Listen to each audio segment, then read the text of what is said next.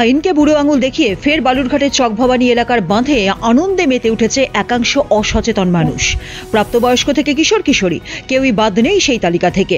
এমনকি বাঁধ রক্ষণাবেক্ষণের জন্য নির্মিত অংশেও ফটোশুটে মেতে উঠেছেন অনেকেই, জানিয়ে তীব্র ক্ষোভ প্রকাশ করেছেন পরিবেশ প্রেমীরা। 2 মিটার উঁচু এই স্বল্প উচ্চতার বাঁধে বিনোদন খুঁজছে নতুন প্রজন্মের ছেলেমেয়েরা। মার্চ মাসের শুরুতে খাদিমপুর এলাকার এক স্কুল পড়ুয়া এখানে জলের স্রোতে তলিয়ে যায়। তখন পুলিশ তৎপর হয়ে সেখানে সিভিক ভলেন্টিয়ার মোতায়েন করেছিল। এমনকি সেচ দপ্তরের তরফে সেখানে প্রবেশ নিষিদ্ধ বলে নিষেধাজ্ঞাও জারি করা হয়েছিল।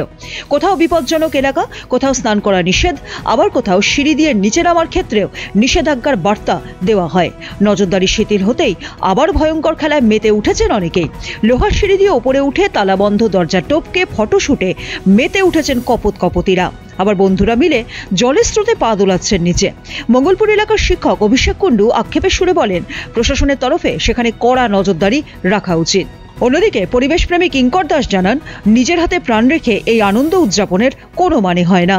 সেচ দপ্তরের নিষেধাজ্ঞার পরেও এমন অসচেতনতা কোনোভাবেই কাম্য নয়। বালুরঘাট থেকে পঙ্কজ মোহন্তের রিপোর্ট, উত্তরবঙ্গ সংবাদ।